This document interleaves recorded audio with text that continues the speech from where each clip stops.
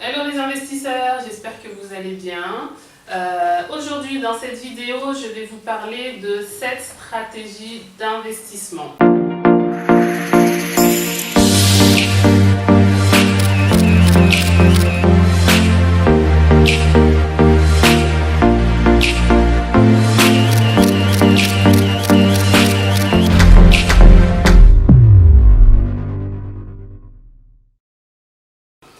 Alors, la première stratégie d'investissement, c'est d'acheter un terrain et de le laisser dormir.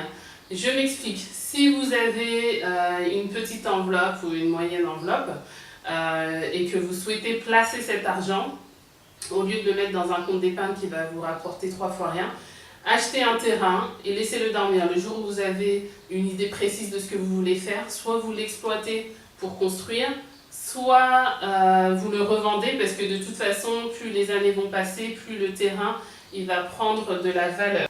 Deuxième stratégie, c'est d'acheter un terrain et de le revendre peu de temps après pour faire travailler votre argent. Ça vous permet de partir avec une enveloppe de départ et de faire augmenter cette enveloppe pour acheter un bien peut-être un peu plus cher ou pour financer un autre projet. Donc là, c'est sur du court terme. Même en un an, vous pouvez mettre en place cette stratégie, voire un peu avant, mais ça dépend du secteur et ça dépend de la valeur que prend le terrain. Donc tout ça, ça a étudié de toute façon toujours au cas par cas. Troisième stratégie d'investissement. Vous achetez des grandes surfaces, 6000 mètres, 8000 mètres, 1 hectare, voire plus, et vous morcelez en petites surfaces de 200, 300 ou 400 mètres carrés que vous allez revendre à l'unité. Là, c'est une opération financière très très lucrative parce que vous pouvez doubler voire tripler votre mise de départ. Donc si vous avez un budget assez conséquent au départ, c'est très intéressant comme opération. Quatrième stratégie, c'est d'acheter pour vos enfants.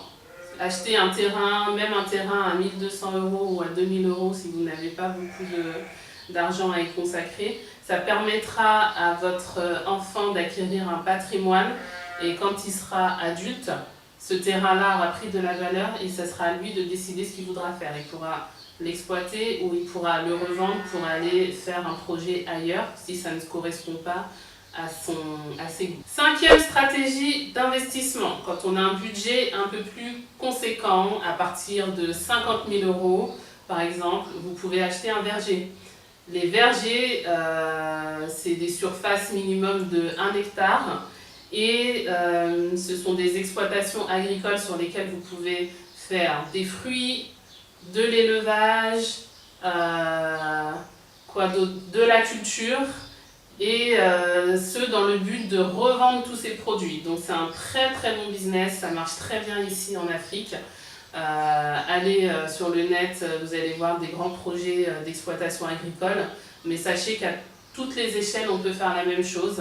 Là ça demande d'avoir une équipe sur place pour gérer pour vous si vous êtes à l'étranger. Mais ça se fait et c'est une très très bonne option que moi je conseille. Sixième stratégie, vous achetez un bien, une maison ou un appartement et vous le mettez en location, soit en location courte, soit en location longue.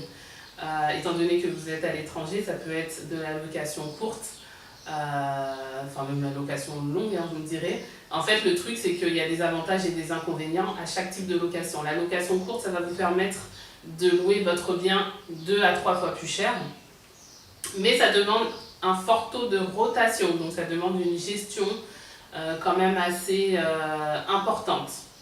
Le deuxième type de location, en location longue, ce qui est intéressant, c'est que l'argent rentre de manière régulière chaque mois, mais la gestion des locataires peut s'avérer également assez difficile. Dans tous les cas, vous êtes obligé de déléguer. En tout cas, je vous conseille de déléguer si vous n'êtes pas sur place, sinon ça peut devenir un casse-tête. La dernière stratégie, donc la numéro 7 dont je voulais vous parler, c'est de faire construire.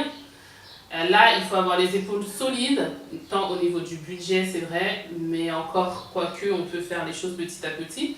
Mais surtout, construire, ça veut dire un chantier, ça veut dire des ouvriers, ça veut dire du suivi, ça veut dire qu'au niveau de votre budget, au niveau du devis, vous pouvez avoir des coûts supplémentaires auxquels vous n'avez pas pensé. Donc là, pareil, c'est intéressant financièrement parlant, mais ça demande une gestion d'équipe très importante. Donc quand vous êtes à l'étranger, vous êtes obligé de déléguer à des gens qui sont sur place. Donc voilà, c'était une vidéo courte pour vous expliquer ces 7 stratégies d'investissement. Pour suivre l'actualité de DB Conseil Immobilier, abonnez-vous sur les réseaux sociaux, Facebook, Instagram, YouTube, et bientôt vous pourrez avoir accès au site internet avec toutes les annonces, toutes les offres. Et évidemment, vous pouvez aussi me contacter si vous avez un projet personnalisé, je vous guiderai et je répondrai à vos questions avec mon associé Amadou. Merci les investisseurs et à bientôt pour une prochaine vidéo.